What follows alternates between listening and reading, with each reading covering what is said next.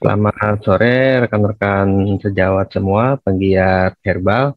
Semoga semua sehat walafiat, bisa mengikuti kegiatan kita hari ini dengan baik ya. Kali ini saya coba sharing singkat lah terkait pemanfaatan jamu dalam pelayanan swamedikasi di apotek. Yang ini lebih ke sharing dari apa yang sudah saya lakukan dan praktekkan selama ini di apotek ya, sekian tahun ke belakang lah, seperti itu kira-kira.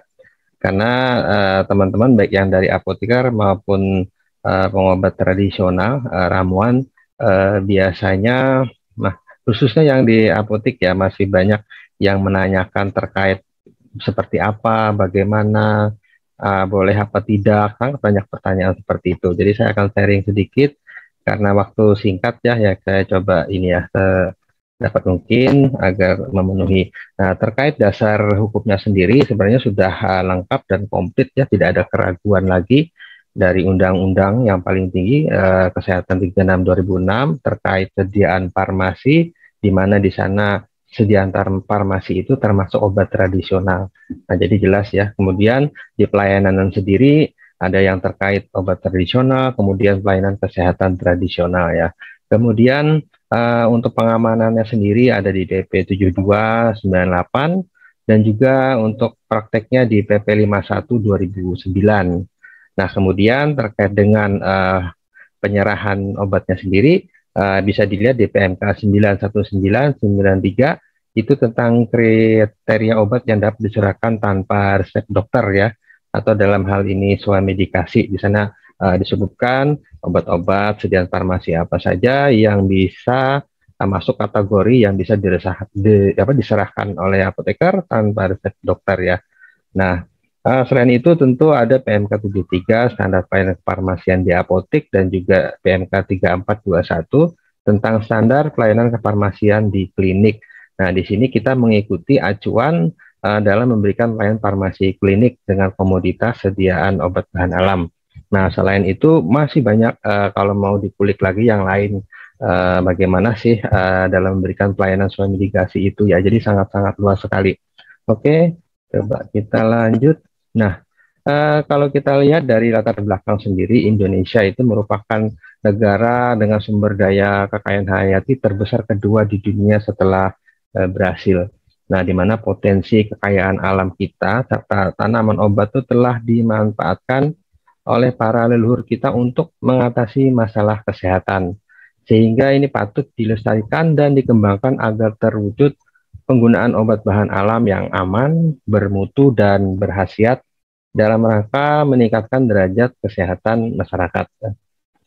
Nah, ini kalau kita flashback lebih jauh lagi, di mana nenek moyang kita sudah dari dulu menggunakan obat bahan alam, bisa dilihat dari relief Candi Borobudur ya, sejak abad ke-7 di sana sudah tampak ya penggunaan obat bahan alam untuk dalam pengobatan. Nah, selain itu juga ada pada lontar usada Bali yang ditemukan 78 sebelum Masehi, kemudian ada serat sentini dan seterusnya. Jadi kalau dikulik lagi banyak ini yang terdokumentasi, apalagi di daerah-daerah lain, misalnya di Kalimantan itu sangat banyak sekali, walaupun mungkin tidak terdokumentasi dengan baik ya. Tapi dalam etnomedicine dari beberapa suku yang mendiami wilayah tertentu itu banyak sekali kearifan-kearifan lokal untuk mengatasi masalah kesehatan dengan menggunakan uh, bahan alam yang ada di sekitar sana ya.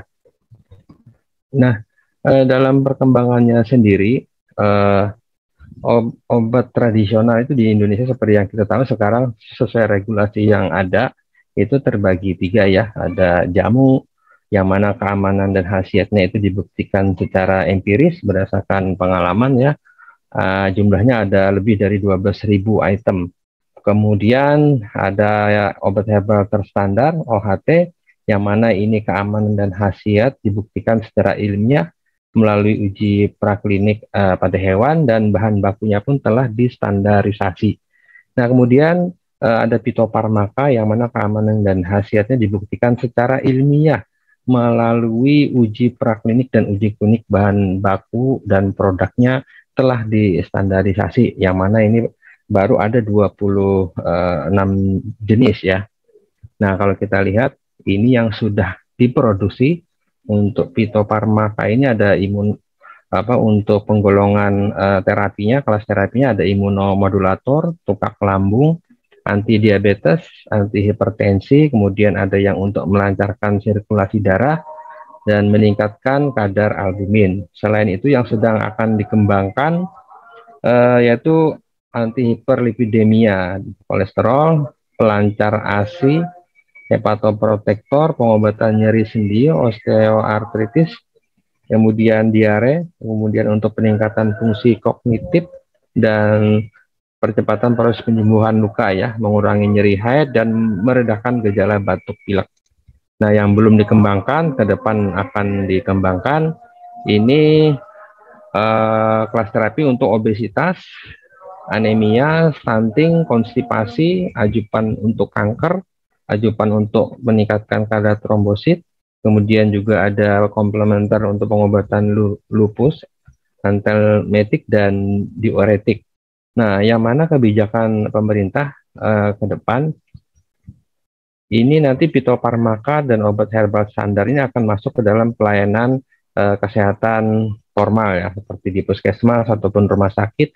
Bahkan di Danadak sendiri sudah diinstruksikan agar dialokasikan dana untuk menyediakan sediaan obat herbal terstandar dan fitofarmaka.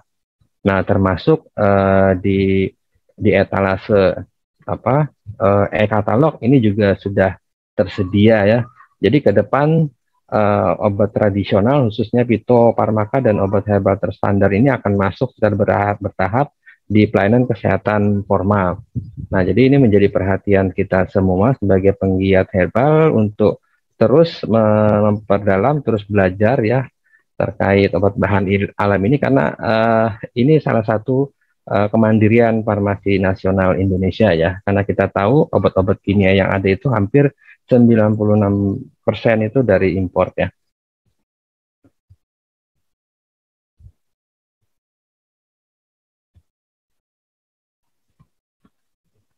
Nah, oke. Kalau dihubungkan dengan teori manajemen, seperti apa sih pelayanan swamedikasi khususnya jamu di apotek ya? Nah, ini coba kita uraikan. Nah, kalau yang pertama what ya atau apa. Jadi seperti apa sih pelayanan swamedikasi jamu itu? Ini adalah pelayanan langsung yang diberikan oleh apoteker kepada pasien dengan menggunakan obat bahan alam, baik sebagai terapi utama, ajupan, ataupun sebagai terapi suportif apabila pasien itu sudah mendapat obat dari dokter ya. Nah, kemudian atau siapa yang melakukannya? Tentu karena di apotek yang melakukannya adalah tenaga kefarmasian ya, apoteker.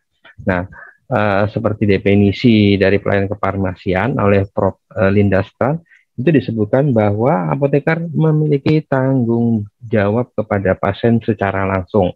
Nah, kemudian bahwa tujuan pengobatannya jelas dan dapat dinilai, kemudian bahwa outcome yang ingin dicapai tidak hanya kesembuhan, tetapi lebih dari itu yakni meningkatnya kualitas hidup pasien. Nah, kemudian yang ketiga, kapan dilakukan? Yaitu saat memberikan pelayanan kefarmasian pada pasien di apotek ataupun di klinik ya. Nah, yang keempat, mengapa? Ya, tujuannya apa ya?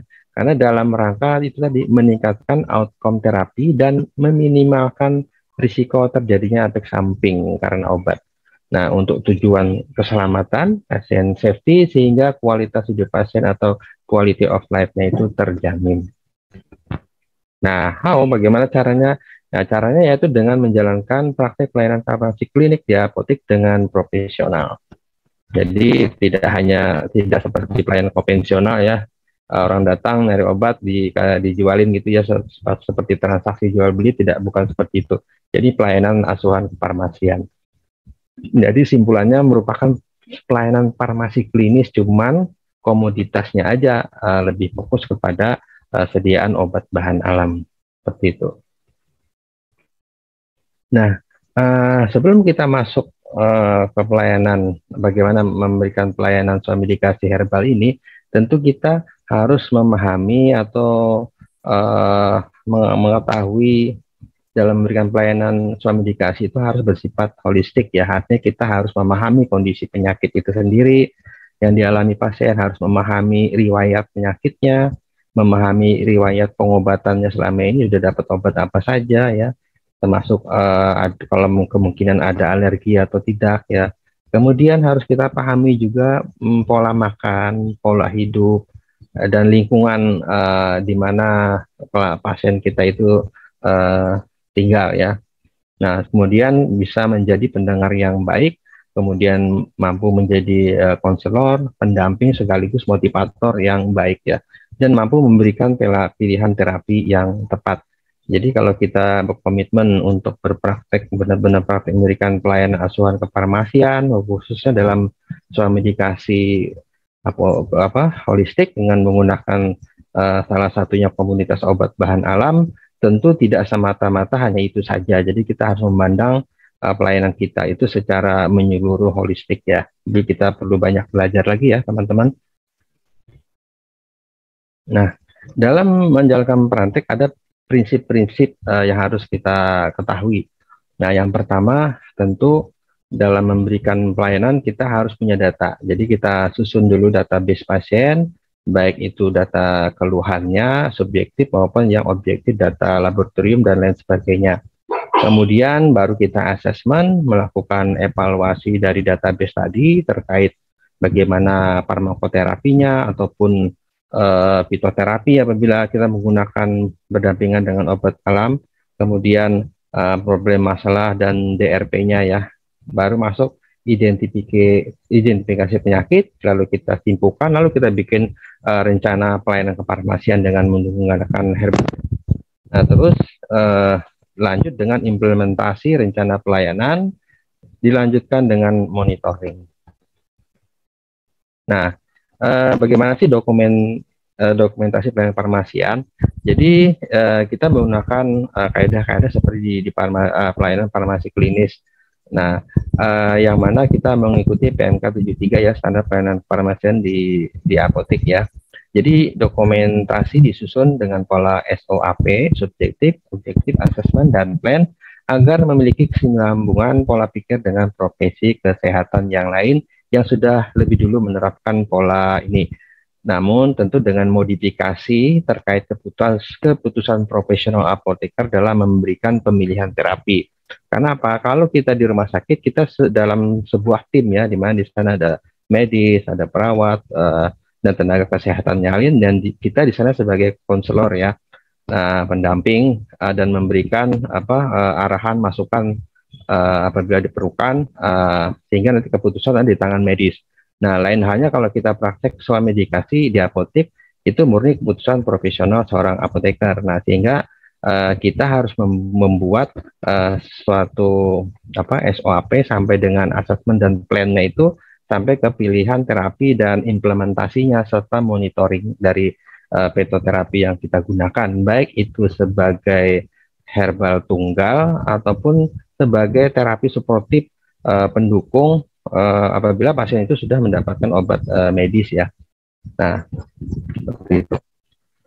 Kalau saya menggunakan belangko seperti ini, jadi penulisan dokumentasi ini sangat penting sebagai bukti praktek farmasi klinis, di mana penulisannya harus selaras dengan tujuan praktek dan mudah dipahami, yang mana memiliki ciri profesi yang tidak dapat dikerjakan oleh profesi lain. Selain itu, ini juga dapat digunakan sebagai bahan penelitian, penyusunan angka kredit, atau satuan ukuran untuk jasa profesi atau jasa layanan yang akan kita tarif ya. Jadi kalau kita tidak menggunakan tools ini dalam meng-hire pasien, rasanya tidak pantas kalau untuk menarik jasa ya. Tapi kalau sudah kita lakukan sedemikian rupa dan ada dokumentasinya, nah tentu itu sangat layak dihargai ya. Jadi kita berpindah dari produk oriented ke jasa oriented ya, ke pelayanan seperti itu. Nah, data subjektif sendiri ini merupakan data keluhan yang disampaikan oleh pasien ataupun keluarga pasien, yang tidak dapat dikonfirmasi secara independen ya. Jadi itu kita catat nanti terdiri dari nama, umur, alamat, berat badan, badan, keluhan yang dirasakan, riwayat penyakit, riwayat alergi, riwayat pemakaian obat, itu kita report semua dalam PMR tadi. Nah, kemudian lanjut dengan data objektif apabila sudah ada hasil pemeriksaan lab atau rujukan ataupun atas permintaan sendiri dari pasien ya terkait tanda-tanda vital, suhu tubuhnya berapa, tekanan darahnya, hasil laboratorium ya, dan seterusnya. Nah, jadi ini kalau sudah data objektif ini lengkap, ini sudah 75% kita sudah bisa mengasesmen ya untuk menentukan pilihan terapinya. Nah, yang paling penting salah satu adalah interpretasi data laboratorium, karena dalam pharmaceutical herbal care praktek apoteker ini apoteker memiliki tanggung jawab untuk memastikan fitoterapi itu berjalan dengan aman dan efektif. Nah, sehingga apoteker dituntut untuk mampu mengkaji, menginterpretasikan, dan mempertimbangkan hasil pemeriksaan laboratorium, termasuk hasil pemeriksaan alat diagnostik ya seperti EKG, ronsen, dan lain-lain. Jadi bisa dengan membaca hasil ekspertis dari data yang diperoleh ya, seperti itu.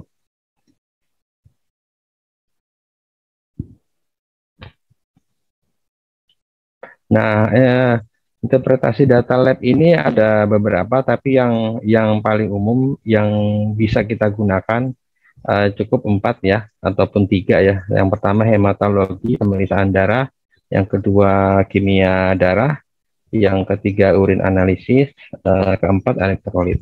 Nah, untuk yang selanjutnya 5 analisa gas darah, imunoserologi, gastrointestinal dan mikrobiologi ini banyak digunakan di rumah sakit. Tapi biasanya yang selama ini saya gunakan karena saya lebih spesifik melayani pelayanan untuk penyakit-penyakit degeneratif, sindrom metabolik, saya lebih banyak menggunakan tiga parameter ditambah dengan elektrolit. Nah, ini sudah cukup biasanya ya. Nah, apabila data sudah diperoleh, kita tinggal asesmen, bisa kita simpulkan, dan nanti kita tentukan pemilihan terapi herbalnya apa saja. Nah, apakah ini pasiennya sudah mendapat obat-obatan dari medis? Kalau sudah, berarti ini sebagai terapi suportif ya. Nah, kalau ya belum dapat atau pasiennya itu meminta untuk herbal saja, ya berarti untuk herbal tunggal. Seperti itu.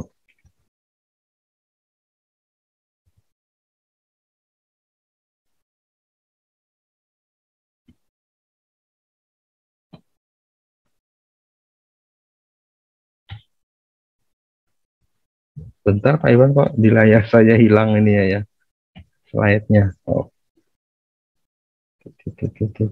Oh. Ya, Pak, sudah muncul, tinggal full screen. Iya. Ya, sudah muncul. Iya. Nah, selanjutnya tinggal kita monitoring. Monitoring ini menjadi hal yang mutlak dan menjadi tanggung jawab apoteker dalam memberikan pelayanan fitomedicine agar tercapai hasil yang diinginkan. Nah, monitoringnya itu sendiri bisa sesuai kebutuhan ya, bisa setelah hari ketiga, kelima, dan seterusnya ya. Kita lihat kondisi atau perubahan dari terapi yang kita berikan. Nah, kemudian perlu dimonitoring juga monitoring efektivitas fitoterapi. Jadi efektivitas terapi dapat dinilai berdasarkan tercapai tidaknya tujuan terapi melalui hasil pengamatan pada beberapa parameter seperti kondisi klinik, tanda vital, dan pemeriksaan laboratorium. Nah, contohnya seperti ini, parameter monitoring efektivitas fitoterapi. Misalnya pasien menderita darah tinggi ya, di mana tekanan darah tinggi dengan kondisi keluhan kepala pusing. Nah, kita berikan sediaan herbal dari daun kumus kucing misalnya, yang mana efektif dia mempunyai mekanisme kerja sebagai untuk anti diabetes dengan cara diuretik ya. Nah, apabila monitoring bisa kita tanyakan nanti apakah frekuensi atau volume berurinnya meningkat. Kalau meningkat berarti ini sudah bekerja ya daun kumis kucingnya, efek diuretiknya. Tinggal kita monitoring tekanan darahnya apakah terjadi penurunan atau tidak. Kalau misalnya tidak ada penurunan tapi buang air kecilnya sudah bertambah, berarti dosisnya kurang. Ini bisa kita naikkan ya, seperti itu. Nah, begitu juga penggunaan herbal yang dari bunga rosella, seleri, dan kombinasi dari beberapa bahan ini yang untuk anti hipertensi, ini bisa kita monitoring seperti kasus yang nomor 1 ya. Jadi tekanan darahnya bisa kita monitor apakah terjadi penurunan atau belum. Nah, seperti itu. Nah, kemudian efek samping bisa terjadi dan bahkan kadang tidak dikenali. Nah, hal ini dapat dimengerti karena belum menampakkan gejala pada pasien, sehingga menjadi tugas kita untuk mengidentifikasi efek samping potensial yang akan terjadi sehingga dapat dicegah sebelum terjadi. Nah, efek samping ini sendiri kadang kalau itu memang merupakan bagian dari mekanisme kerja dari herbal yang kita gunakan, tidak perlu juga kita sampaikan secara gamblang kepada pasien, tapi kita perlu ingatkan, misalkan kita memberikan sediaan antidiuretik ya yang dari herbal, tentu akan kita sampaikan apabila nanti terjadi peningkatan buang air kecil, tidak usah khawatir karena itu memang mekanisme kerjanya seperti itu ya. Nah, kira-kira begitu. Nah, ini parameter monitoring untuk fitomedicine. Ini bunga rosella untuk hipertensi karena dia efeknya untuk menurunkan tekanan darah, sehingga perlu dimonitor selain penurunan tekanan darah tadi, jangan sampai melewati ya, jangan sampai hipotensi. Nah, begitu juga penggunaan sediaan-sediaan misalnya slimming untuk kolesterol, ada daun senap, jati Belanda ya. Itu kadang kalau yang kelebihan bisa menimbulkan mual, sakit perut, dan diare. Nah, ini yang kita monitor, apabila terjadi ini bisa kita kurangi frekuensinya ataupun dosisnya ataupun diganti ya. Kalau misalkan berat. Nah, kemudian monitoring juga interaksi obat baik antara herbal dengan herbal, obat dengan obat kimia, ataupun herbal dengan makanan ataupun minuman. Ini bisa kita antisipasi dengan pemberian jarak dari sediaan-sediaan tadi dengan makanan atau minuman atau obat-obat yang dikonsumsi pasiennya.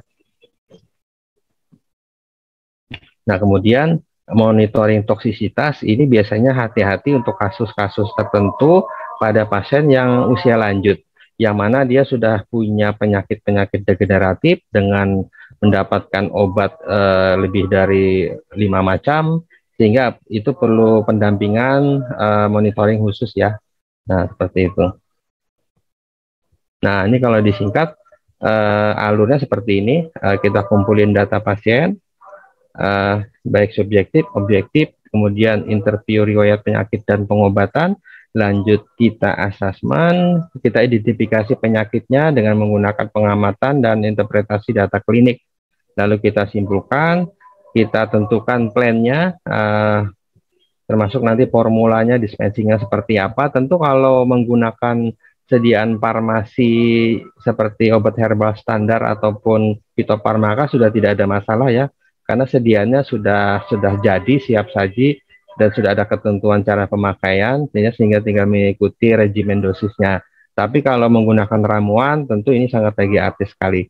Nah, kemudian kita implementasikan, berikan ke pasien, disertai dengan edukasi, konseling, dan kita monitoring. Jadi seperti itu gambaran keseluruhannya ya. Nah, ini kasus saja. Contoh kasus misalkan pada pasien, untuk pasien diabetes mellitus yang disertai hipertensi dan hiperlipidemia.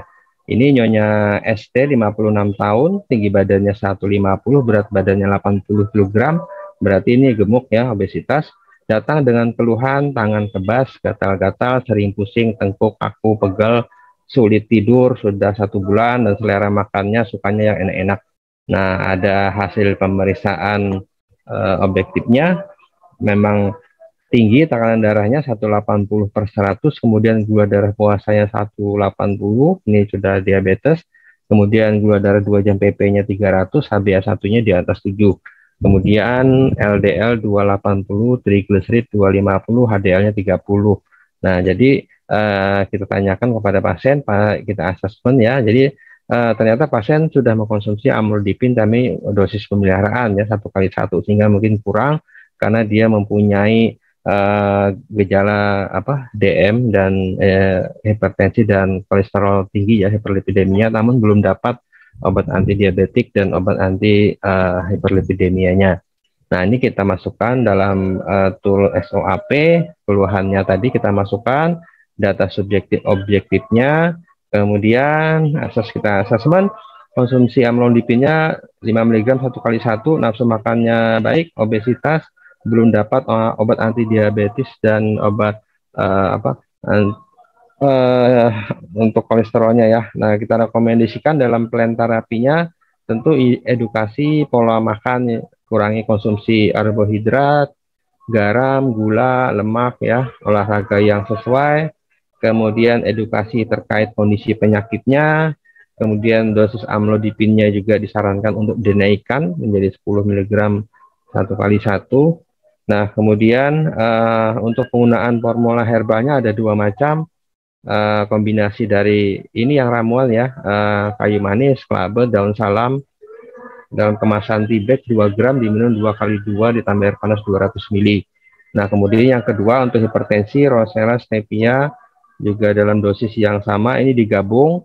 Nah, ini tinggal dimainkan nanti untuk aktivasi dosis, kalau kurang kuat tinggal dinaikkan, atau kalau kelebihan tinggal diturunkan frekuensi dan dosisnya ya.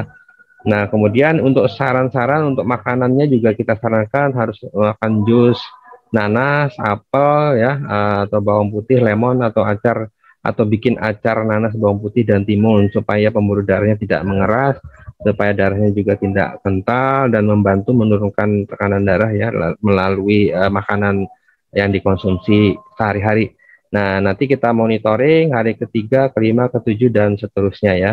Nah, kemudian efektivitas fitoterapinya akan tercapai kalau nanti hasilnya terjadi penurunan tekanan darah atau level gula darah, HbA1c, LDL, dan TG-nya membaik dan keluhannya berangsur-angsur berkurang dan hilang ya, seperti itu.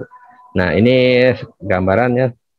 Oke, begitu teman-teman yang bisa saya sharing untuk kesempatan ini. Terima kasih, saya kembalikan kepada Pak Iwan, moderator. Baik, terima kasih banyak Pak Apoteker Surya Wahyudi atas penyampaiannya. Baik, Bapak Ibu, kita akan masuk ke narasumber yang kedua ya, tapi sebelumnya kami informasikan bahwa kegiatan ini merupakan kerjasama antara PCYI Kabupaten Banjar ya Bapak Ibu dengan AM Training Center. Nah, jadi PCYI Kabupaten Banjar itu punya program juga ya untuk kegiatan webinar gratis ya untuk anggota. Kemudian kita kerjasamakan karena memang memungkinkan begitu ya. Baik, selanjutnya Bapak Ibu kami infokan juga satu hal lagi. Di sini juga kami infokan bahwa akan ada door prize begitu ya untuk 3 peserta dengan ketentuan harus melakukan screenshot kegiatan pada hari ini ya, lalu diposting di Instagramnya masing-masing, lalu nanti di tag ke @imtrainingscenter @imtrace ya, imtrace official ya, seperti yang ada di chat itu, dan nanti sosmednya dibuka ya, artinya supaya bisa terlihat ya, dan ikuti nanti di follow M Training Center ya, dan nanti pemenangnya akan diumumkan pada hari Senin. Itu yang bisa kami sampaikan. Baik, kita masuk ke narasumber yang kedua Bapak Ibu. Saya lihat sudah ada Dr. Lona sudah bergabung, Dok. Assalamualaikum Pak Iwan dan Bapak Ibu yang hadir di sini. Baik, selamat sore Dr. Lona. Selamat sore. Sehat Dok? Alhamdulillah sehat. Alhamdulillah. Terima kasih ya Mas Iwan buat kesempatan yang diberikan kepada saya untuk kita sama-sama berdiskusi dan belajar topik yang diberikan kepada saya pada hari ini. Baik, betul. Saya perkenalkan dulu sedikit nih Dr. Lona, ini sedikit ya, biar teman-teman juga mungkin ada yang masih belum tahu ya. Beliau Dr. Lona, beliau spesialis farmakologi klinik ya Dok ya. Dan juga beliau alumni dari Universitas Katolik Indonesia Atma Jaya ya Dok ya, saya lihat. Terus juga beliau profesinya juga di sana, spesialisnya di Universitas Indonesia ya Dok ya. Beliau juga aktif mengajar begitu ya, dosen di dan juga berpraktek ya Dok. Di mana Dok berprakteknya Dok? Atau Rumah sakit Mas Iwan di Handaya Royal Hospital Puri. Oke, baik. Terima kasih. Hari ini Dokter Lona akan menyampaikan terkait dengan pemanfaatan jamu ya oleh dokter ya dalam praktek sehari-hari. Begitu ya dok ya. Kita sesi sharing, jadi waktunya singkat dok, hanya ada waktu 20 menit begitu ya, kurang lebihnya.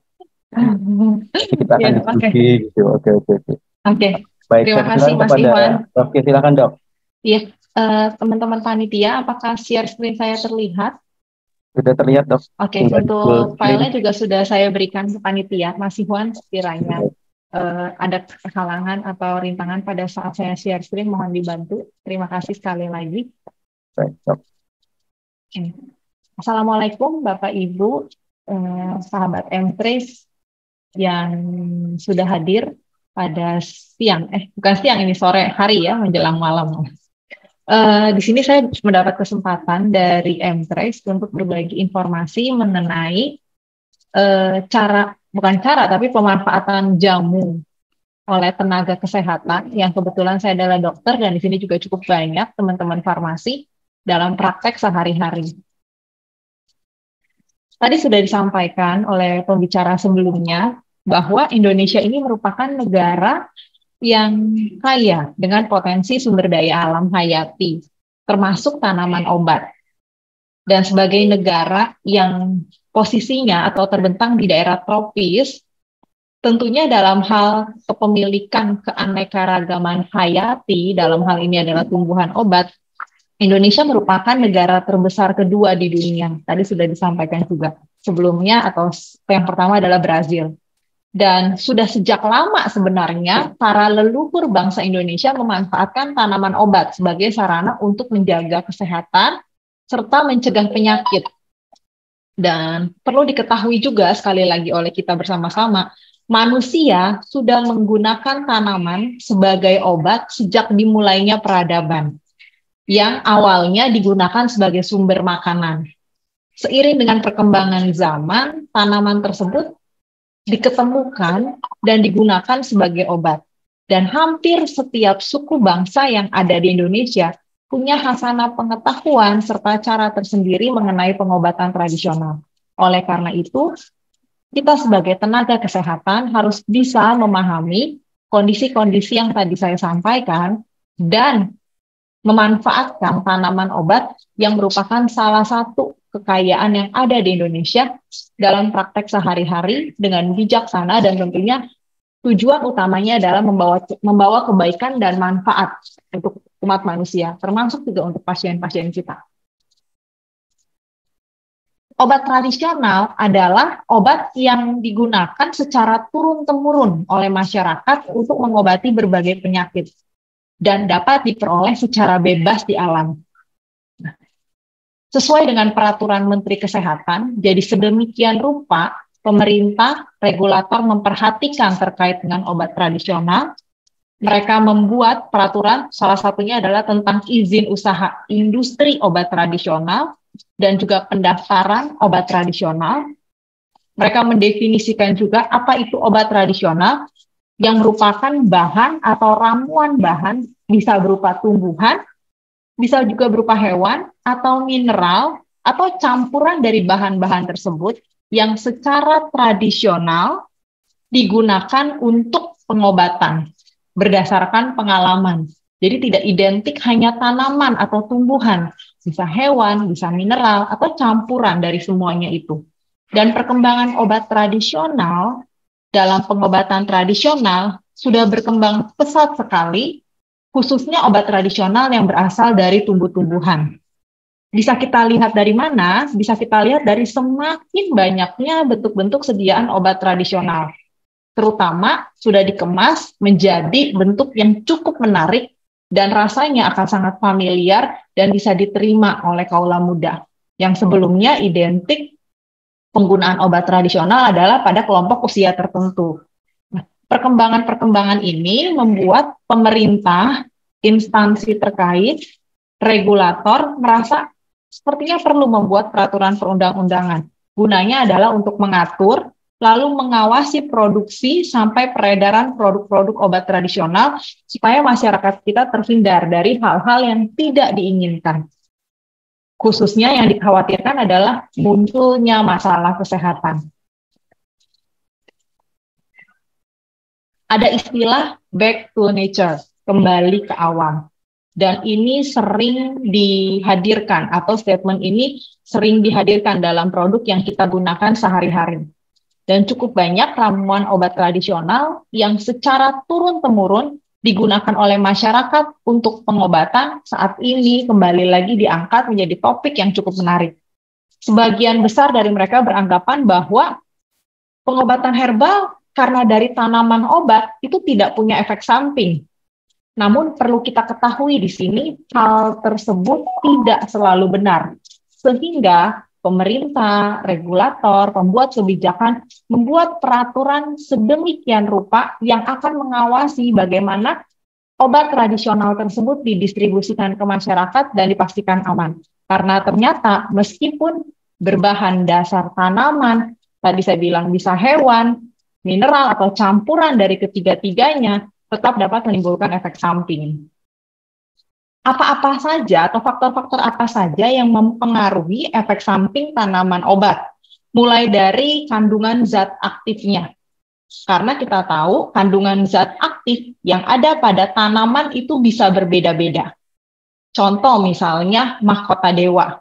Kita tahu mahkota dewa itu dijadikan obat. Bagian apanya? Bagian buahnya.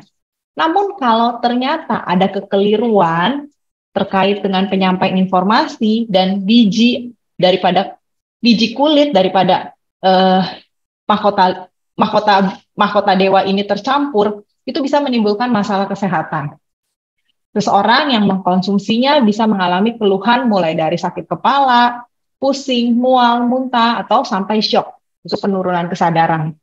Nah, hal-hal seperti ini yang tentunya harus diketahui oleh masyarakat sehingga kita dapat memberikan pelayanan terbaik untuk masyarakat dan menjelaskan bahwa tidak semua tanaman obat dapat dikonsumsi tanpa pengawasan, tanpa rekomendasi yang baik dari tenaga kesehatan, baik dokter maupun teman-teman farmasi yang sudah mempelajari hal ini dengan baik. Kebetulan ada suara berdenging di tempat saya, apakah masih aman? Panitia, mohon bantuannya. Halo. Sudah dok, aman dok. Masih aman. Ada suara berdenging di tempat saya, nggak masalah ya Mas? Ya, nggak ada masalah. Oke, terima kasih. Setelah zat aktif dari tanaman obat diketahui, ternyata dapat dikembangkan oleh para ilmuwan, oleh para saintis. Dan berdasarkan pengalaman saya, menjadi seorang dosen di salah satu fakultas kedokteran, cukup banyak mahasiswa kedokteran yang menjadikan tanaman obat sebagai penelitian untuk skripsi, kalau yang kita kenal, atau karya tulis ilmiah. Karena kita tahu bahwa sebagai tenaga kesehatan, kita juga tetap harus memberikan atensi atau perhatian terhadap perkembangan tanaman obat. Pengembangan selanjutnya ini sebenarnya secara umum dapat kita bagi menjadi dua. Pengembangan menjadi obat modern atau pengembangan menjadi obat tradisional. Tergantung dari seberapa banyak bahan aktif yang dapat diisolasi atau yang dapat diambil dari tanaman obat. Semakin banyak bahan aktifnya, tentunya pengembangannya lebih ke arah obat modern dibandingkan obat tradisional. Jadi kalau ditanya, obat modern apakah benar-benar terbebas dari bahan yang ada dari tanaman obat? Tidak juga. Karena memang cukup banyak obat modern itu berasal dari tanaman obat. Tentunya bahan aktifnya berbeda, tentunya bahan aktifnya bisa lebih banyak, dan tentunya juga tidak terlepas dari efek samping maupun interaksi antara obat. Berdasarkan riwayat penggunaan, obat herbal ini dapat dikelompokkan menjadi, bisa kita lihat di sini, ada obat herbal tradisional dan ada obat herbal non-tradisional.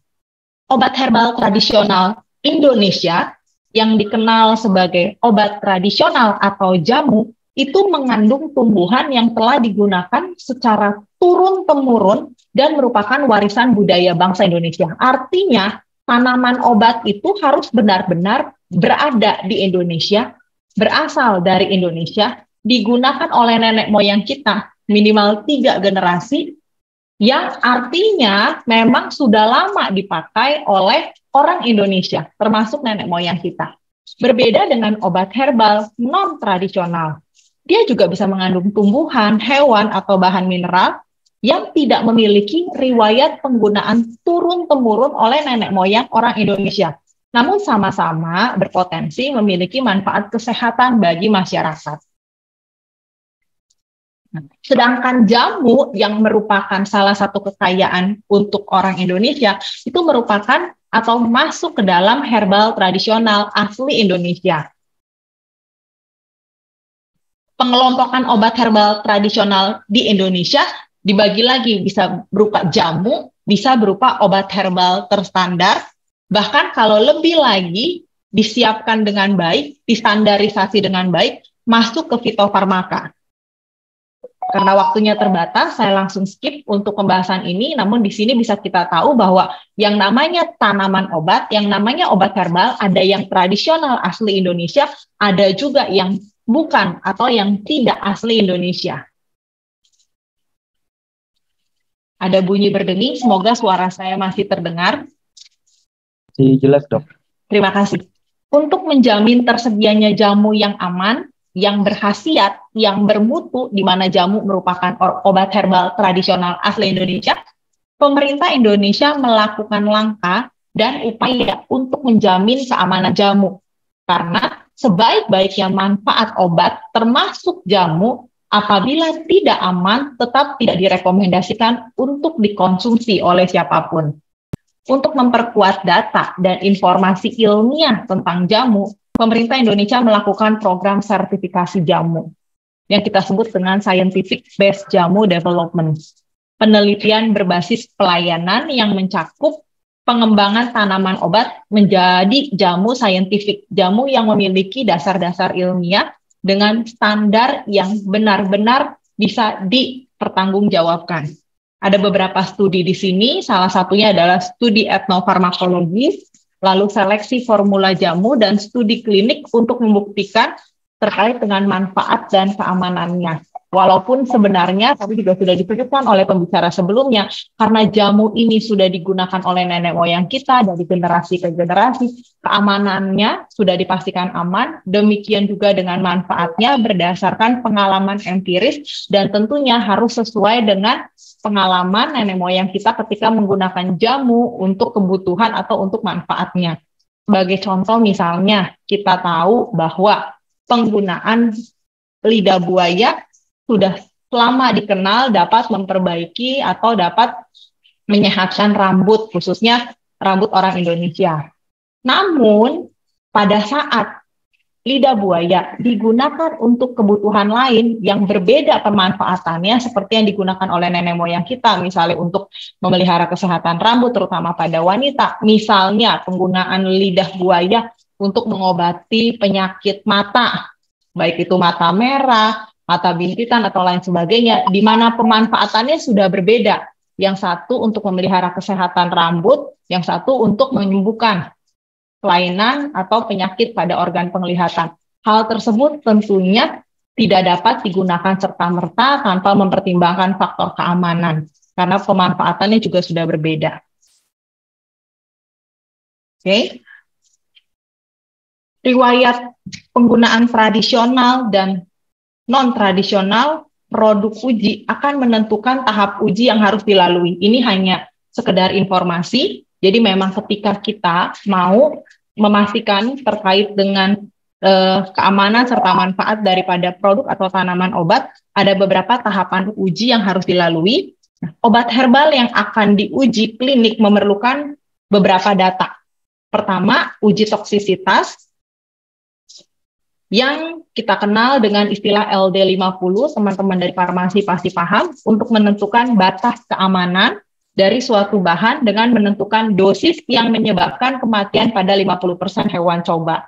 Jadi untuk memastikan ketika masyarakat mengkonsumsi produk tersebut aman, beberapa uji harus dilalui. Pertama, uji pada hewan coba untuk memastikan keamanannya, dan fase uji lengkap dalam rangka pembuktian khasiat daripada produk dimulai dari uji pada hewan coba yang termasuk uji praklinik dan juga uji klinik yang melibatkan manusia. Nah, uji praklinik dalam suatu uji yang dilakukan dengan tujuan untuk mengetahui keamanan, Lalu khasiat dari bahan uji secara ilmiah, di mana dilakukan uji toksisitas atau LD50 dan juga uji aktivitas juga termasuk pada hewan coba. Nah, untuk uji klinik itu ada 4 fase pada manusia. Ada fase 1, 2, 3, dan 4 yang masing-masing harus dilakukan dengan penuh tanggung jawab dan tentunya ada protokol daripada uji klinik pada manusia dan fase-fase itu tidak dapat di skip, jadi harus dilakukan secara berurutan fase 1, 2, dan 3 dan 4, lagi-lagi untuk menentukan keamanan dan terutama juga khasiatnya. Yang dimaksud dengan uji praklinik dalam bidang kedokteran, khususnya farmakologi, adalah suatu uji yang dilakukan pada hewan coba, tidak selalu sebenarnya pada hewan coba, bisa juga pada bahan biologi lainnya, misalnya pada jaringan atau biakan kuman dilakukannya di laboratorium, lagi-lagi tujuannya adalah untuk membuktikan keamanan yang pertama dan yang kedua adalah khasiatnya. Uji toksisitas juga dilakukan, bisa pada hewan coba, bisa juga pada bahan biologi. Tujuannya adalah untuk mendeteksi tingkat ketoksikan dari suatu bahan yang akan digunakan sebagai obat. Hasil yang diperoleh daripada uji toksisitas ini dapat memberikan informasi. Apa informasinya? Yang pertama adalah keamanan daripada bahan atau zat, terutama pada hewan coba atau biakan atau kultur bahan biologi yang tadi sudah saya sampaikan. Berbeda dengan uji aktivitas atau uji khasiat, adalah uji untuk menentukan kebenaran khasiat dari bahan uji yang dibuktikan secara ilmiah dengan menggunakan parameter yang tujuan daripada penggunaan bahan uji ini supaya produk ini dapat dipakai untuk khalayak ramai, dipastikan keamanan dan juga manfaatnya. Oke, ini sekedar informasi, tahapan-tahapan, lama studinya, yang di sini yang saya ingin sampaikan adalah bahwa tidak semua tanaman obat aman, artinya tetap harus dengan bijak dikonsumsi. Yang kedua, untuk mendapatkan produk yang benar-benar aman, tentunya harus mengikuti arahan dari mereka-mereka yang memang sudah memahami hal ini. Teman-teman farmasi, dokter tentunya akan sangat mempertimbangkan hal-hal tersebut, termasuk juga faktor-faktor lain seperti latar belakang penyakit daripada pasien, kondisi atau fungsi daripada setiap organ, adanya obat-obat lain yang dikonsumsi oleh setiap pasien, mengingat tanaman obat ini juga mengandung zat aktif dan beresiko mengalami interaksi. Saya akan memberikan contoh beberapa interaksi yang dapat terjadi pada penggunaan tanaman obat, terutama apabila pasien tersebut menggunakan obat modern atau obat-obat yang diresepkan oleh dokter. Ini fase-fase uji klinik yang tadi sudah saya sampaikan, dan rasanya tidak akan saya jelaskan panjang lebar mengingat keterbatasan waktu, namun slide-nya sudah saya berikan kepada panitia. Jadi contoh daripada interaksi yang perlu kita ketahui adalah, yang pertama misalnya adalah penggunaan ginkgo biloba. Teman-teman farmasi, teman-teman dokter pasti tahu bahwa ada interaksi farmakodinamik, ada interaksi farmakokinetik.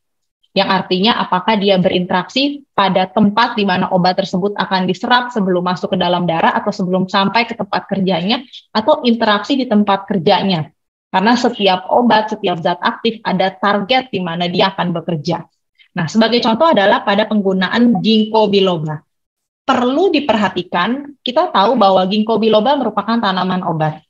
Untuk pasien-pasien yang memiliki riwayat menggunakan obat pengencer darah, misalnya aspirin, clopidogrel, ticagrelor, dan kita ingin merekomendasikan pemberian ginkgo biloba, hal tersebut perlu diperhatikan. Mengapa demikian? Karena penggunaan ginkgo biloba bersamaan dengan obat-obatan yang tadi saya sampaikan, baik itu clopidogrel, aspirin, ticagrelor, itu dapat menimbulkan masalah kesehatan dengan peningkatan waktu perdarahan atau bleeding time. Sehingga sebelum kita sebagai tenaga kesehatan meresepkan penggunaan ginkgo biloba, hal tersebut perlu diperhatikan. Selain ginkgo biloba, contoh yang tadi saya sudah sebutkan, lidah buaya. Lidah buaya dapat digunakan sebagai obat pencahar sebenarnya. Selain juga, tadi yang saya sudah sampaikan, kalau digunakan topikal atau tidak dikonsumsi melalui mulut, itu dapat digunakan untuk menyehatkan rambut, terutama pada wanita. yang cukup sering, dan hal tersebut tentunya sudah dirasakan manfaatnya berdasarkan pengalaman empiris. Tapi lidah buaya juga memiliki manfaat sebagai pencahar, atau kita sebut sebagai laksaktif. Perlu diperhatikan di sini, kalau pasien-pasien kita mengkonsumsi obat-obat lain, contohnya adalah obat-obat untuk mengatasi gangguan irama jantung, golongan digoxin atau glikosida. Penggunaan lidah buaya dapat memicu kelainan elektrolit, dapat menyebabkan kejadian hipokalemi. Sehingga apabila pasien tersebut mengkonsumsi digoxin atau glikosida bersamaan dengan lidah buaya dan terjadi interaksi, hal tersebut dapat menimbulkan masalah kesehatan, gangguan elektrolit, dan gangguan irama jantung yang tidak dapat ditangani dengan baik. Demikian juga dengan penggunaan lidah buaya bersamaan dengan misalnya adalah kita sebut dalam dunia medis diuretik, obat untuk mengeluarkan cairan yang berlebihan pada tubuh yang berada tidak pada tempatnya. Biasa diberikan pada pasien-pasien dengan riwayat sakit jantung, bengkak pada tungkai, bengkak pada jantung, dan diberikan bersamaan dengan lidah buaya, terutama bukan untuk pengobatan topikal, tapi dikonsumsi, dan dengan dosis yang tidak tepat, aturan pakai yang tidak sesuai, dapat menyebabkan masalah lain. Lagi-lagi, gangguan keseimbangan elektrolit. Dan tentunya hal ini akan memperburuk kondisi pasien. Ditambah lagi dengan pemberian diuretik saja, beresiko menimbulkan gangguan keseimbangan elektrolit. Lalu bawang putih, yang rasanya juga merupakan makanan yang sering kita temukan di sajian atau di makanan yang kita makan sehari-hari. Cukup sering kita mendengar penggunaan bawang putih sebagai pengencer darah, termasuk juga untuk menurunkan kadar kolesterol di dalam darah. Bawang putih ini memiliki efek terhadap agregasi platelet. Dokter, screen-nya hilang sepertinya, dok. Bisa sorry. Di sini masih share screen? Sorry. Mungkin baru. Oke, ini saya sih tidak memberikan gambar untuk setiap interaksi. Tapi menyampaikan secara lisan, Mas, supaya nanti teman-teman farmasi, Bapak Ibu yang menghadiri acara ini bisa sama-sama berdiskusi, terutama apabila memiliki pengalaman mengenai hal-hal tersebut. Baik, Dok. Kembali lagi, saya sampaikan untuk bawang putih yang memiliki efek atau pengaruh terhadap agregasi platelet apabila diberikan bersama dengan obat antikoagulan. Kalau awam kenalnya pengencer darah. Pengencer darah ada antikoagulan, antiplatelet, dan lain sebagainya. Contohnya seperti warfarin, termasuk juga aspirin, itu meningkatkan resiko terjadinya perdarahan. Nah, hal ini juga perlu dipertimbangkan ketika kita meresepkan obat, terutama tanaman obat, kepada pasien kita yang sudah memiliki riwayat penyakit atau pengobatan sebelumnya. Lalu akar ginseng, yang sebenarnya mungkin bukan obat tradisional asli Indonesia, tapi masuk obat tradisional. Digunakan secara turun-temurun, manfaatnya banyak, menurunkan kadar gula darah, memperbaiki mood swing, memperbaiki selera makan. Apabila dikonsumsi oleh pasien kencing manis atau diabetes, dan mereka juga mengkonsumsi obat pengencer darah, dapat meningkatkan resiko terjadinya hipoglikemia apabila dia berinteraksi dengan obat antidiabetes, termasuk juga insulin yang diberikan pada pasien tersebut. Juga meningkatkan resiko terjadinya perdarahan kalau pasien-pasien mendapatkan warfarin, mendapatkan aspirin, clopidogrel, dan ticagrelor. Dari apa yang saya sampaikan, saya ingin memberikan kesimpulan atau resume terkait dengan informasi yang sudah kita sama-sama dengar pada sore hari ini. Keanekaragaman hayati Indonesia berpotensi besar dikembangkan menjadi obat. Tentunya kita semua sepakat. Indonesia juga merupakan salah satu negara yang identik dengan jamu. Tapi di luar itu kita juga perlu mengetahui varian lain daripada obat tradisional seperti obat herbal terstandar dan juga fitofarmaka yang tadi sudah dijelaskan sebelumnya. BPOM juga sudah mencatat bahwa lebih dari 11.000 produk jamu, 80 produk OHT, kalau salah mohon dikoreksi, dan lebih dari 20 produk fitofarmaka. Cukup banyak perkembangan ke arah penggunaan tanaman obat dalam praktek sehari-hari. Sehingga sebagai tenaga kesehatan, kita benar-benar harus memahami hal ini, karena tidak menutup kemungkinan pasien-pasien kita memerlukan informasi terkait dengan penggunaan obat tradisional dan produk-produk lainnya yang berkorelasi dengan obat tradisional. Dan sesuai dengan perkembangan ilmu pengetahuan serta teknologi, di mana ada peluang tingginya demand dari masyarakat Indonesia terhadap obat bahan alam saat ini, maka jamu yang merupakan sebagai obat tradisional Indonesia bila perlu dikembangkan menjadi OHT dan fitofarmaka untuk meningkatkan nilai tambah baik manfaat kesehatan maupun nilai ekonominya. Tentunya harus didukung dengan studi-studi berbasis ilmu pengetahuan seperti yang tadi saya sudah sampaikan. Uji praklinik bisa pada hewan coba, bisa pada produk biologi, atau uji klinik yang tentunya melibatkan manusia. Dan sebagai bagian dari tenaga kesehatan Indonesia, dan juga sebagai ilmuwan atau saintis, tentunya kita harus terus-menerus belajar dan mengembangkan diri, termasuk juga melakukan studi atau penelitian yang rasanya cukup menarik. Kalau kita melakukan studi untuk tanaman obat ini, di mana Indonesia merupakan negara yang kaya akan tanaman obat. Cukup sekian informasi yang bisa saya sampaikan. Sekiranya ada hal-hal yang bisa didiskusikan, saya sangat senang dan saya berharap informasi yang saya sampaikan membawa manfaat untuk kita semua. Terima kasih. Assalamualaikum. Waalaikumsalam warahmatullahi wabarakatuh. Terima kasih Dr. Lona. Kita nanti bergabung di sesi diskusi ya, Dok. Baik. Terima kasih Mas Iwan. Ya, makasih. Baik, kita akan masuk ke narasumber yang ketiga, Bapak Ibu. Dr. Lona mungkin bisa di-end screen dulu, Dok.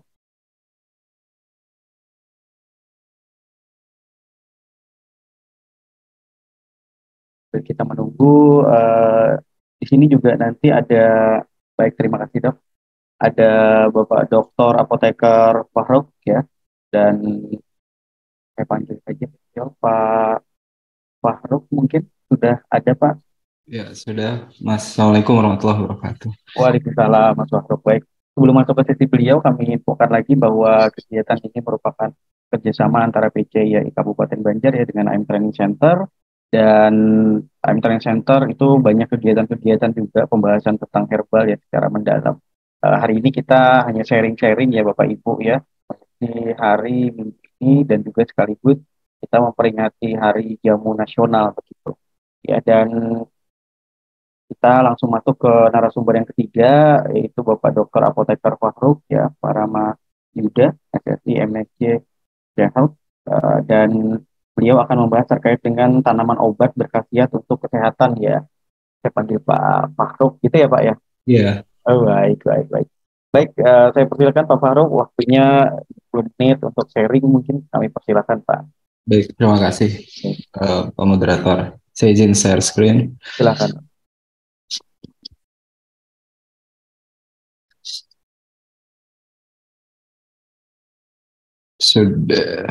Sudah terlihat? Sudah terlihat. Baik, izin memulai. Bismillahirrahmanirrahim. Assalamualaikum warahmatullahi wabarakatuh. Alhamdulillahirrahmanirrahim. Allahumma sholli ala Sayyidina Muhammad. Yang saya hormati, sebelumnya terima kasih atas pengantarnya Pak Moderator, Bapak Muhammad Ikhwan. Dan yang saya hormati juga pembicara sebelumnya, Pak Surya dan Bu Dr. Lona. Terima kasih juga untuk undangan invitingnya untuk PCIAI Kabupaten Banjar dan AIMTRES. Baik, yang saya hormati juga Bapak dan Ibu sekalian, partisipan atau peserta spesial webinar Hari Jamu Nasional. Baik, perkenalkan nama saya Fahruk Faramayuda. Pada kesempatan ini mencoba berbagi ya Bapak Ibu sekalian tentang materi yang memang diminta pada kami untuk disampaikan tentang tanaman obat berkhasiat untuk kesehatan. Baik, nanti mungkin di beberapa materi kami ada beberapa tambahan juga. Kebetulan kami sedang menyusun buku tentang kajian sains dan Al-Quran tentang tanaman obat, jadi mungkin nanti ada beberapa saya sisipkan juga tentang bagaimana pandangan Al-Quran dan sains tentang tanaman obat ini, Bapak Ibu sekalian.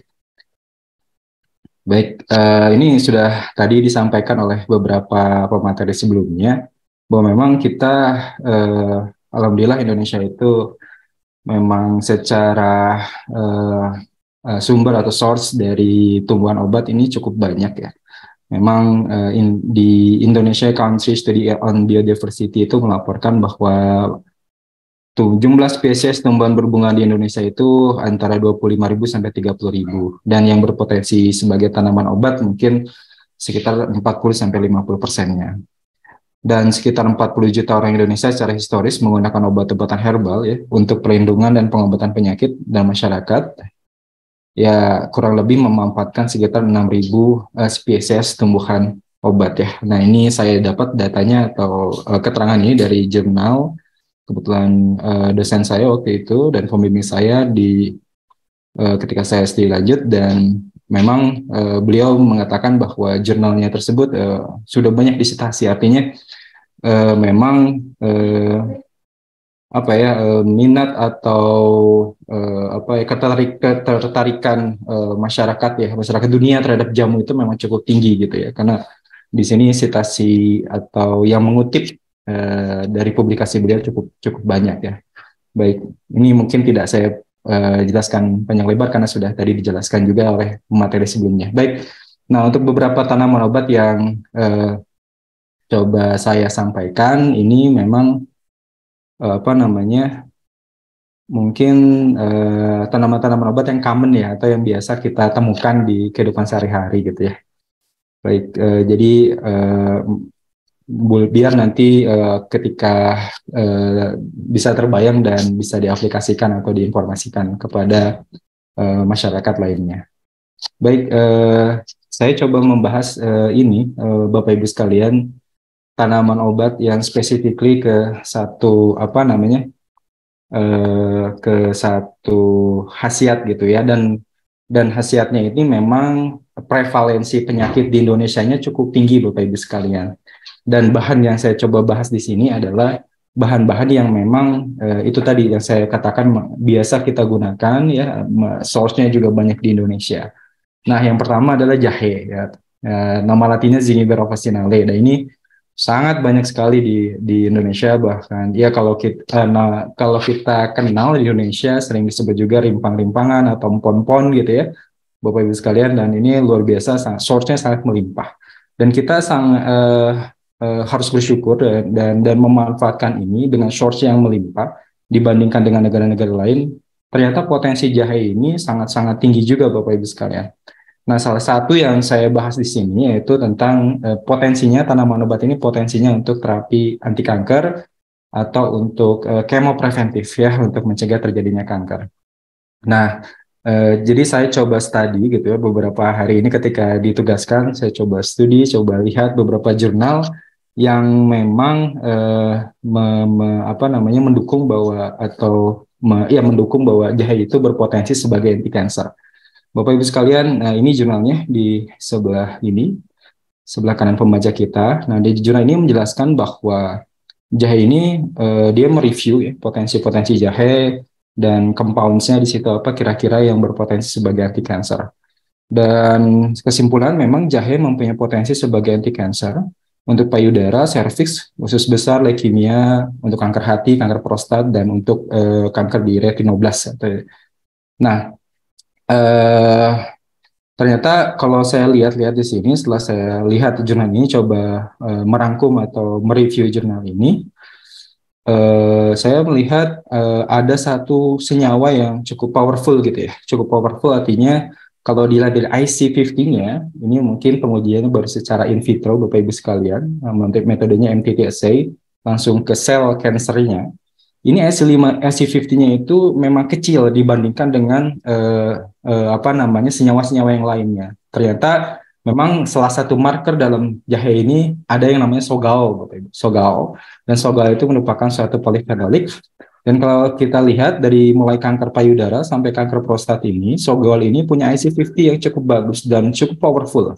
Bapak Ibu sekalian, powerful artinya dia dapat menghambat atau mematikan sekitar 50% dari sel kanker itu tersebut. Ya, jadi IC50 itu seperti yang dikatakan Dr. Lona tadi, semakin LC50, IC50 semakin kecil, maka itu semakin bagus, Bapak Ibu sekalian. Dan jadi memang kalau saya lihat ini jahe ini dengan ada kandungan sogao-nya ini, berarti memang potensi anti kansernya ada, didukung dengan data atau studi yang sudah dipublish oleh peneliti. Begitupun untuk kanker di T13. Nah, kalau T13 ini yang berperan adalah gingerolnya. Gingerol juga salah satu senyawa aktif ya, atau bisa dikatakan juga marker dari jahe. Baik, karena waktunya terbatas, saya coba lanjut. Nah, kalau tadi sudah saya sampaikan bahwa di dalam jahe itu ada gingerol dan sogal yang berpotensi sebagai anti kanker. Ya, terutama sogalnya. Dan ternyata memang kalau kita lihat, saya baca dari jurnal tadi, saya review, ternyata sogalnya itu kalau dibandingkan dengan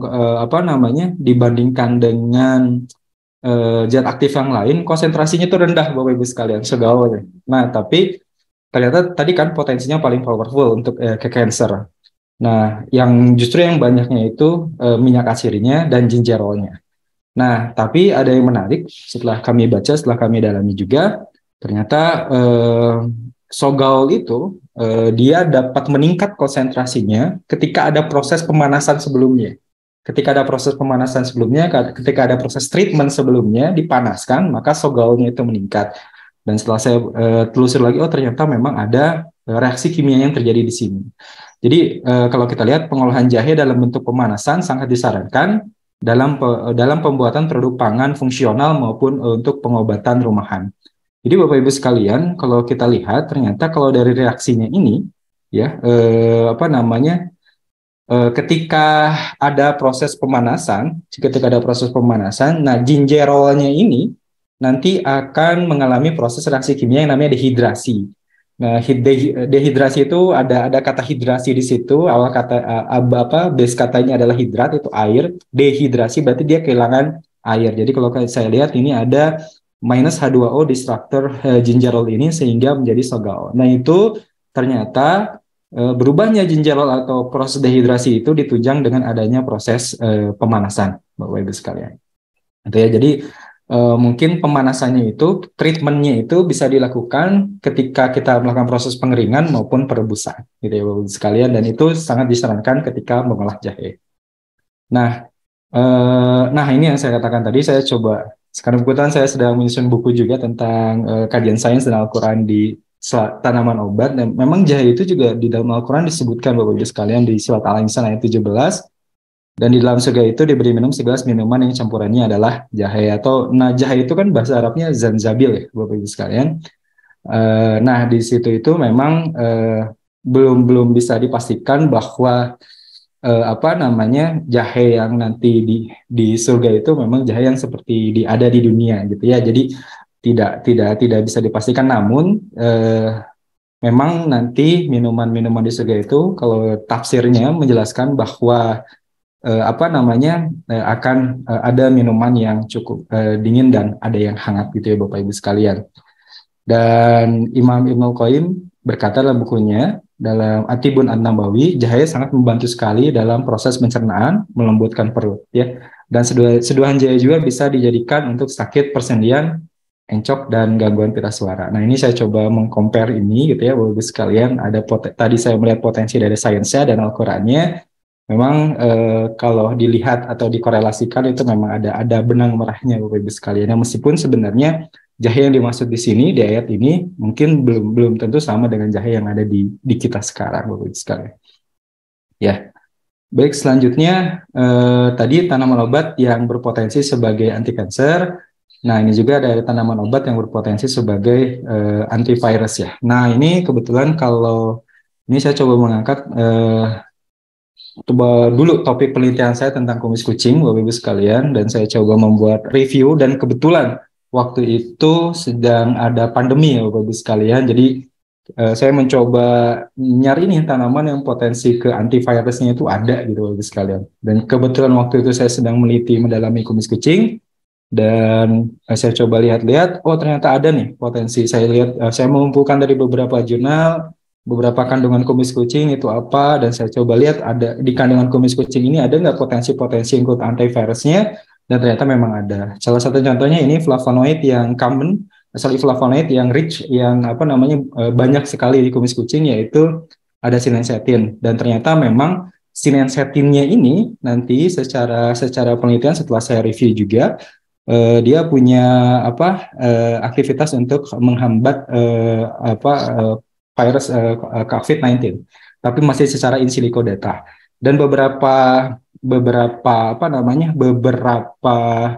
kandungan lain atau senyawa aktif dalam kumis kucing ini juga punya potensi terhadap virus yang lain, seperti untuk hepatitis C, terus ada untuk inhibitor COVID juga, ada untuk yang herpes simplex, terutama untuk herpes simplex Bapak Ibu. Jadi kumis kucing ini cukup powerful. Dan ini memang sudah saya rangkum, sudah saya coba terbitkan dalam salah satu jurnal, dan alhamdulillah sudah terbit Bapak Ibu sekalian. Dan ini jurnalnya free, tidak berbayar. Nanti silakan kalau ada yang mau baca juga bisa ya Bapak Ibu sekalian.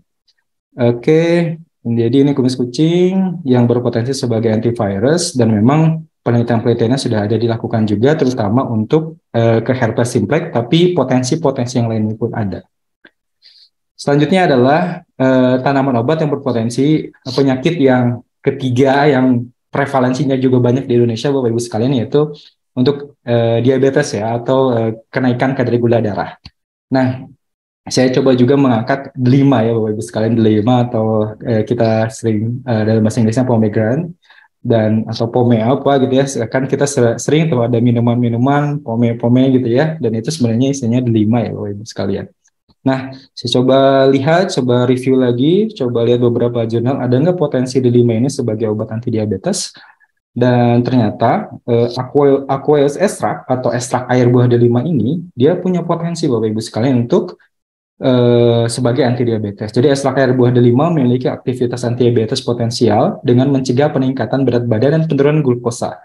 Plus dia juga ternyata bisa menurunkan trigliserida, kolesterol serum, dan enzim DHA. Ya, jadi ini cukup powerful juga. Dan ini saya lihat juga jurnal-jurnalnya cukup bereputasi, artinya bisa dipertanggungjawabkan hasilnya Bapak Ibu sekalian. Jadi ekstrak air buah delima juga dapat menjadi kandidat yang menjadikan untuk pengobatan diabetes. Nah, ini jurnal-jurnal yang coba rangkum, yang coba mendukung pernyataan ini.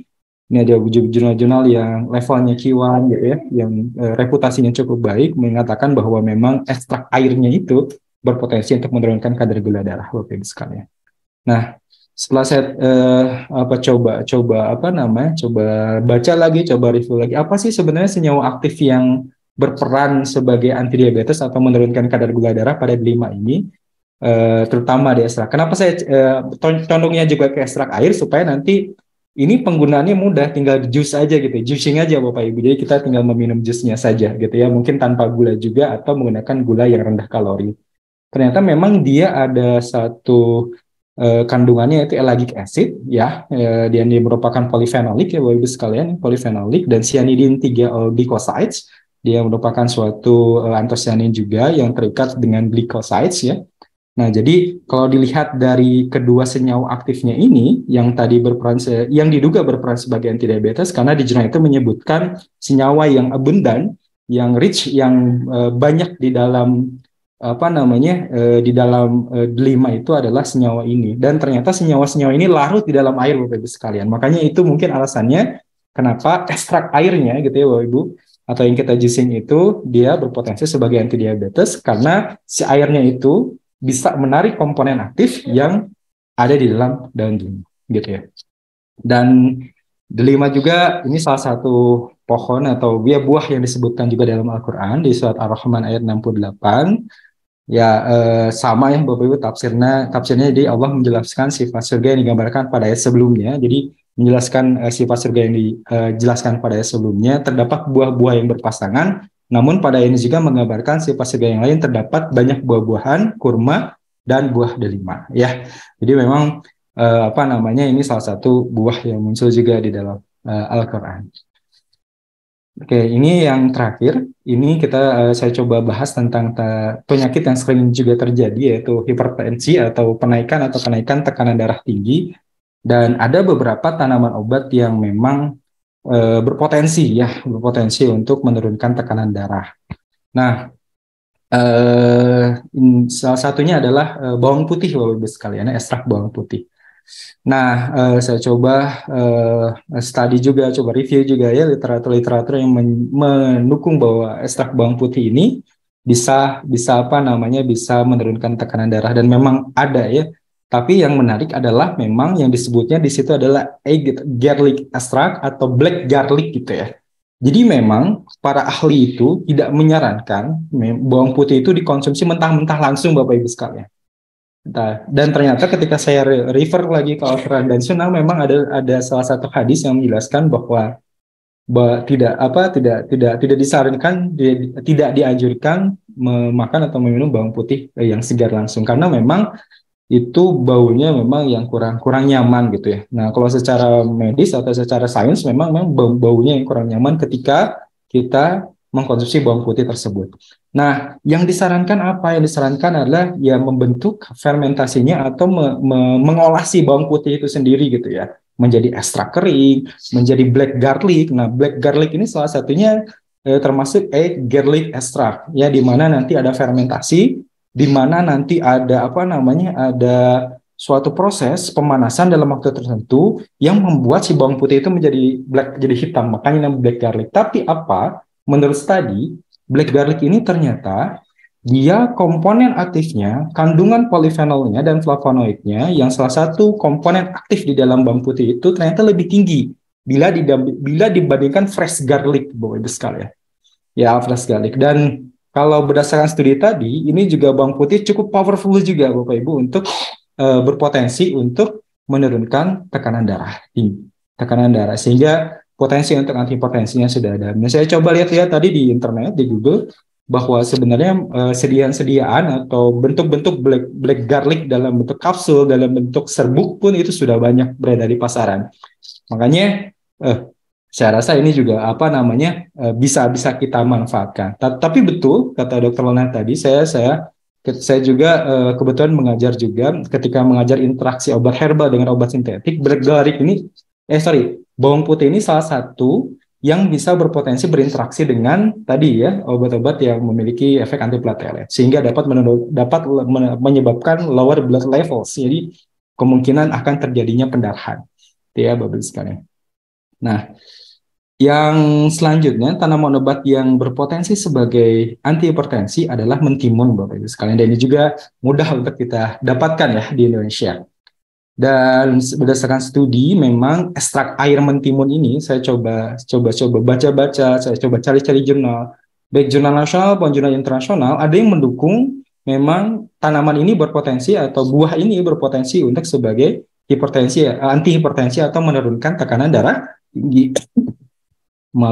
Karena memang kalau dilihat ini salah satu jurnal-jurnal yang mendukungnya ya, mentimun untuk berpotensi sebagai antihipertensi. Nah, dan lagi memang kalau kita lihat ternyata dugaan mekanisme antihipertensi dari mentimun karena efek diuretiknya atau diuresisnya yang menyebabkan frekuensi kencing meningkat. Ya, memang salah satu mekanisme untuk menurunkan tekanan darah itu adalah diuretikan, Bapak Ibu sekalian ya.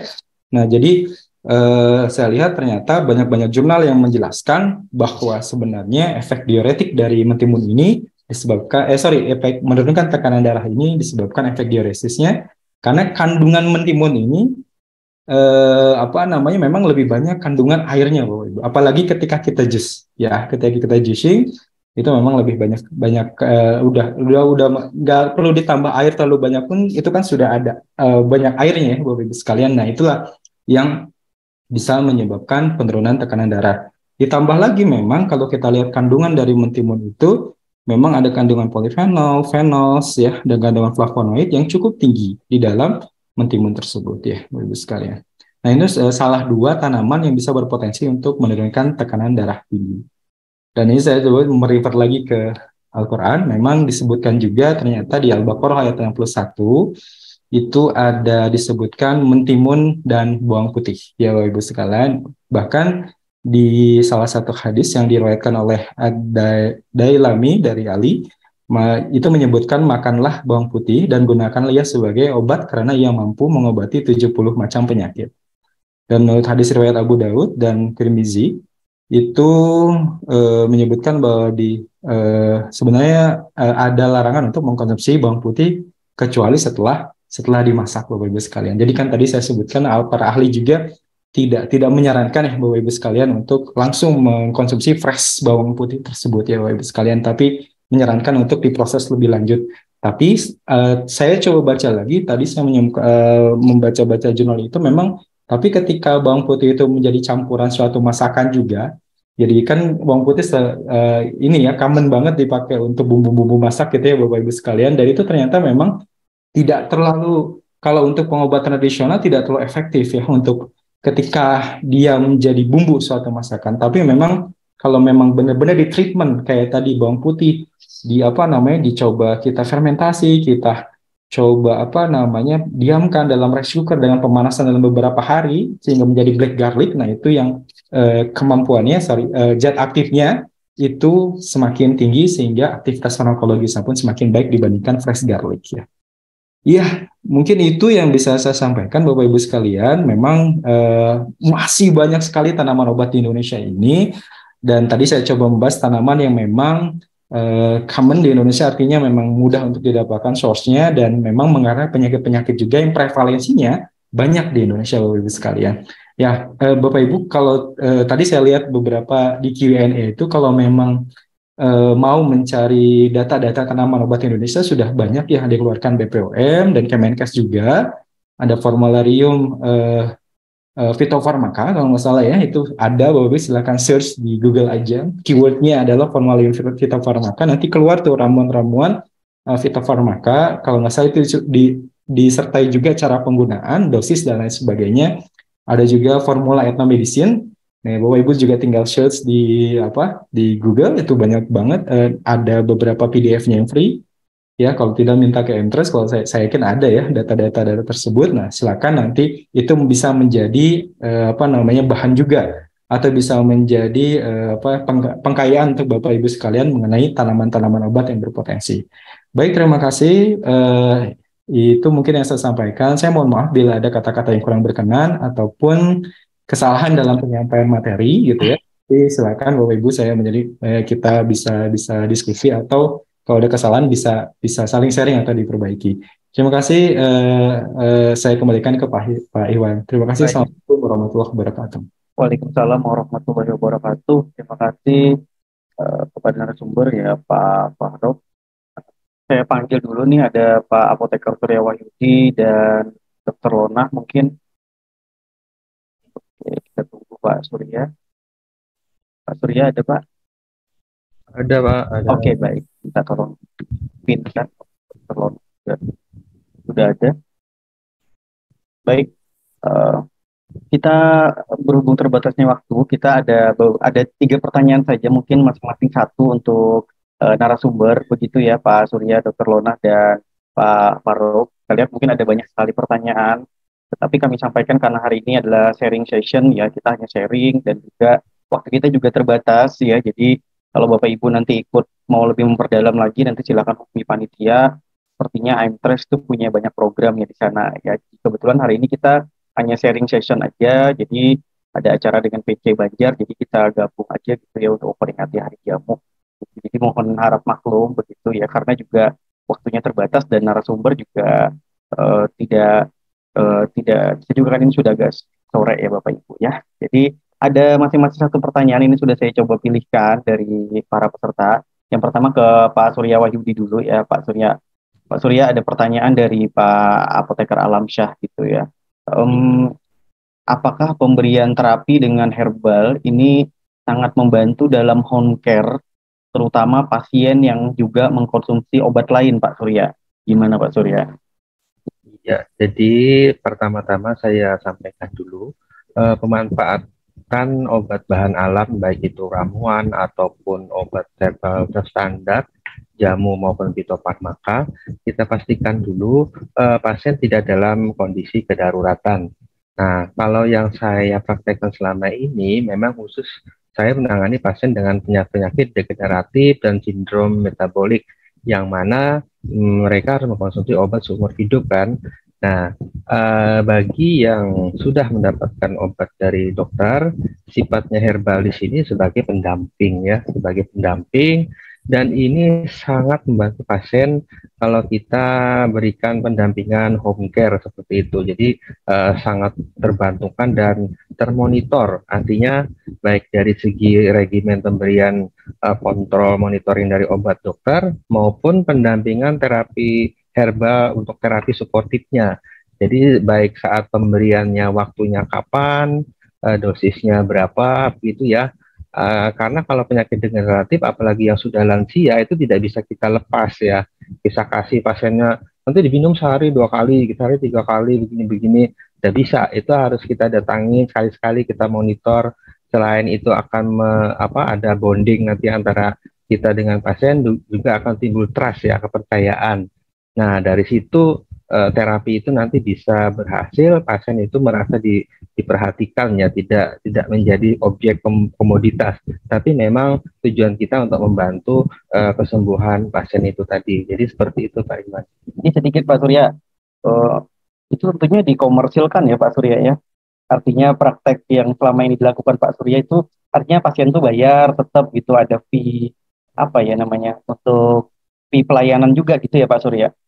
Ya, memang saya memang ada jasa ya, jasa layanan baik yang konseling ke klinik ataupun yang home care seperti itu Pak Iman. Baik, artinya kan biar teman-teman tahu gitu ya Pak ya, bahwa itu sebenarnya memiliki nilai jual ya Pak Surya ya. Ya sebenarnya bukan nilai jual ya, saya lebih ke pelayanan. Kalau pasien itu appreciate dengan yang pelayanan kita berikan, kita tentu sangat menghargai ya. Karena kalau kita tidak ini pun mereka akan memberikan, biasanya seperti itu. Kalau kita bondingnya, trustnya udah terjalin, itu tanpa kita minta pun mereka kadang ya begitulah pasien ya, kalau mereka sudah trust dengan kita, merasa bermanfaat apa yang kita berikan, itu barokahnya lah ibaratnya, gitu luar biasa ya. Jadi rezeki tidak hanya dari uang ya, dari pertemanan, persahabatan, silaturahmi, jadi banyak sebenarnya ya. Baik, terima kasih Pak Surya. Saya lanjut ke Dr. Lona nih, ada pertanyaan juga dari Yogi Mute ya. Ingin bertanya Dok, ini apa saja yang harus kita lakukan ini teman-teman apoteker nih, kalau kita mau mengenalkan produk-produk herbal, terutama produk baru ya, kepada para dokter begitu ya, sehingga dokternya mungkin bisa menerima lah begitu, terkait dengan saran tersebut. Gimana Dok?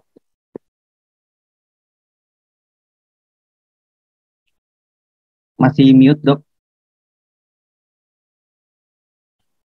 Terima kasih Mas Iwan. Iya baik. Terima kasih tadi untuk penanya, dan ini cukup menarik. Kebetulan saya salah satu tim KFT di salah satu rumah sakit swasta. Bentar, saya telepon. Di salah satu rumah sakit swasta, dan ada permintaan dari salah satu sejawat untuk disediakan produk yang mengklaim dirinya sebagai jamu. Nah, saat ini memang sedang kami review mengenai hal tersebut. Kalau ditanya apakah yang harus dipersiapkan ketika produk yang merupakan obat tradisional, baik itu tradisional asli Indonesia ataupun bukan, mau dimasukkan ke dalam fasilitas kesehatan, yang pasti adalah data keamanan dan manfaatnya, dan harus ditunjang dengan studi, baik studi praklinik, khususnya studi klinik, yang cukup valid dan sudah dipublikasi di jurnal, dan lebih baik lagi di jurnal internasional. Namun perlu diketahui mengenai regulasi terkait dengan penggunaan produk, khususnya jamu, di fasilitas kesehatan atau pengobatan modern. Lagi bicara, ntar saya telepon, ntar ya, ntar lagi bicara. Nah, mohon maaf, dan tentunya hal tersebut saat ini masih belum dapat dilakukan, khususnya untuk produk yang mengklaim dirinya sebagai jamu. Berbeda dengan jamu dan suplemen makanan yang tentunya masih bisa dipertimbangkan. Mohon maaf, di sini tidak bisa menyebutkan merek. Tapi apa saja data yang perlu disiapkan, yang tadi saya sudah sampaikan, data keamanan dan manfaat. Dan untuk data keamanan serta manfaatnya harus dalam bentuk publikasi berupa uji klinik, terutama uji klinik yang tadi saya sudah sampaikan, ada fase 1, 2, 3, dan 4, terutama untuk tanaman obat yang bukan asli Indonesia, tapi ingin dimanfaatkan untuk masyarakat di Indonesia. Kurang lebih seperti itu, Mas Iwan. Sekiranya dari dari narasumber lain atau dari Pak Iwan sendiri Pak Moderator yang tentunya juga pengalamannya banyak mau menambahkan, mohon bantuannya. Terima kasih. Ya, makasih Dokter Lona dari pandangan dari sisi dokter ya, biar teman-teman juga siap gitu ya. Kalau fasilitas kesehatan biasanya memang yang paling utama berizin ya dok ya. Habis itu diminta juga data-data yang lain biasanya ya dok, supaya lebih lengkap itu tadi kata Dokter Lona. Ya, baik. Selanjutnya ini pertanyaan ke Pak Faruk mungkin ya. Ke Pak Faruk ini ada pertanyaan Pak dari Apoteker Fitria Yeni ya. Izin bertanya begitu ya, adakah sumber literasi resmi begitu katanya Pak Faruk terkait dengan penggunaan obat tradisional begitu ya, misalnya jurnal apa gitu. Biasanya gimana tuh Pak Faruk? Karena kan Pak Faruk tadi banyak tuh kayaknya jurnal-jurnal gitu untuk teman-teman bisa search dan bahan acuan lah untuk pembelajaran ataupun untuk praktek. Gimana Pak Faruk? Baik, terima kasih Pak Iwan, terima kasih. Siapa penanyanya Pak tadi lupa? Dari Fitria Yeni. Oh ya, Bu Fitria Yeni. Izin tadi yang terakhir saya sebutkan memang untuk panduan atau acuan untuk yang kompendia resmi yang dikeluarkan oleh pemerintah sebenarnya banyak ya. Ada beberapa, maaf. Pertama mungkin yang paling resmi ada Farmakope Herbal Indonesia, FHI. Jadi kita tuh sudah ada nih FHI nih, yang terbaru udah edisi 2 2017. Nah, di situ tuh memang tidak menjelaskan letterlock langsung khasiatnya, tapi ada monografinya, ada kandungan aktifnya dan standarisasinya seperti apa. Itu nah, kalau yang mengarah ke aktivitas farmakologisnya itu ada Formularium Ethnomedicine, dan satu lagi ada Formularium Fitofarmaka gitu ya. Nah, itu memang kalau saya search, kebetulan ini data ada di laptop yang satu lagi, itu ada ya Bapak Ibu sekalian. Tapi mudah sih, Anda ke Google aja, nanti keywordnya silakan tulis Formularium Ethnomedicine atau Formularium Fitofarmaka, itu sudah dipublish secara umum gitu. Nah, Anda bisa jadikan rujukan itu karena itu resmi dari Kemenkes. Nah, kalau untuk jurnal-jurnal penelitian, memang ada beberapa situs-situs resmi yang bisa Bapak Ibu jadikan acuan. Tadi sih kalau saya sih dari banyak mengambil karena memang yang reputasinya baik dan bisa dipertanggungjawabkan secara ilmiah. Memang itu ada beberapa penerbit yang reputable seperti Science Direct, ada Science Direct, terus Elsevier gitu ya, bagus sekali, silakan kunjungi. Atau bisa juga yang mengakomodir jurnal-jurnal bereputasi ya, salah satunya ada PubMed ya Bapak Ibu sekalian, PubMed atau nanti Bapak Ibu silakan PubMed, PubMed, PubMed. Nah, nanti silakan klik keywordnya, klik itu, nanti ada pilihan search di line PubMed-nya, silakan Anda misalkan ketikan kata kunci yang mau Anda cari, misalkan antihipertensif, anti-diabetik gitu ya. Jadi nanti keluar tuh. Atau Anda ingin cari efek dari satu tanaman, silakan tadi Zingiber officinale. Di PubMed itu nanti keluar semua tuh yang berkaitan dengan Zingiber officinale. Atau lebih specifically Zingiber officinale for anti-cancer, for anti-diabetik. Nanti keluar semua gitu ya. Silakan. Jadi untuk untuk situs-situs resmi banyak, tapi yang saya sih lebih suka di PubMed atau enggak kan Science Direct atau Elsevier. Gitu mungkin Pak Iwan. Baik, terima kasih Pak Faruk ya. Pak Faruk juga cukup banyak ya riset-risetnya begitu. Dan itu betul ya Bapak Ibu ya. Kami mohon maaf Bapak Ibu, di sini ada banyak pertanyaan, tapi ini sudah melewati batas waktu begitu, dan sepertinya juga Dokter Lona juga ada kesibukan, Pak Surya juga ya, Pak Faruk juga. Sebelum closing statement dari masing-masing narasumber ya, kami infokan bahwa untuk sertifikat khusus untuk yang apoteker itu akan diterbitkan 1 minggu setelah kegiatan ya, dan untuk yang non apoteker itu akan diterbitkan sebelum itu. Dan juga untuk materi memang karena hari ini adalah kegiatan webinar gratis Bapak Ibu, untuk materi mohon maaf belum bisa kami berikan begitu, karena itu jadi hak panitia dan hak dari para narasumber itu, karena hari ini kegiatannya gratis. Tapi nanti Bapak Ibu di kesempatan yang lain untuk webinar-webinar IMTRES yang lain mungkin itu bisa didapatkan. Jadi kami mohon maaf sekali karena terkait dengan hak cipta ya, dan juga hak kekayaan intelektual dari para narasumber yang ada di sini. Jadi nanti kalau misalnya butuh bantuan narasumber terkait apapun gitu, silakan IMTRES. Itu mungkin yang bisa kami sampaikan, dan closing statement dulu mungkin dari Pak Surya dulu. Pak Surya, terkait dengan tema hari ini. Silakan Pak Surya. Baik teman-teman semua, terkait tema kita Hari Jamu Nasional, gunakanlah jamu atau obat bahan alam dengan bijak. Semoga bisa memberikan manfaat yang terbaik untuk kesehatan kita, orang terdekat kita, dan masyarakat di sekitar kita. Begitu Pak Iwan, terima kasih. Semoga nanti yang berminat untuk memperdalam belajar tentang obat bahan alam bisa mengikuti kelas-kelas yang akan dilaksanakan oleh AMTERS mungkin ya. Begitu, terima kasih. Baik. Waalaikumsalam warahmatullahi wabarakatuh. Terima kasih Pak Surya. Dr. Lona, silakan Dr. Lona mungkin closing statement untuk hari ini, Dr. Lona. Terima kasih. Selamat Hari Jamu untuk kita semua. Kita tahu jamu merupakan salah satu bukan instrumen tapi identik dengan Indonesia. Jadi selamat Hari Jamu sekali lagi. Terima kasih juga buat materi yang disampaikan oleh Pak Surya dan Pak Faruk. Sangat bermanfaat untuk saya dan melengkapi pengetahuan saya dalam praktek sehari-hari dan rasanya untuk kita semua juga. Dan tadi terkait dengan, saya sempat ngintip salah satu pertanyaan dari peserta dari Bapak Ibu. Apakah saat ini dokter sudah meresepkan fitofarmaka? Sudah. Karena fitofarmaka merupakan salah satu produk yang sudah jelas untuk studi dan keamanan serta manfaatnya. Jadi sekali lagi saya ucapkan selamat Hari Jamu, sukses selalu untuk kita semua, dan selamat melayani untuk para tenaga kesehatan Indonesia. Baik, terima kasih Dr. Lona. Dr. Lona, beliau spesialis farmakologi klinik dan beliau juga banyak di jamu juga beliau, di herbal juga banyak tertarik ya dok ya, dan banyak majalah. Banyak belajar di MTrek sekali lagi, sama kayak Pak Surya, buat teman-teman yang mau belajar lebih banyak lagi mengenai herbal, jamu, dan pemanfaatannya, serta pandangan tenaga kesehatan, khususnya dari sudut pandang ilmiah, bisa belajar dengan kita sama-sama di MTrek, dan saya juga masih terus belajar. Ya, terima kasih Dr. Lona. Ya. Terus terakhir nih dari...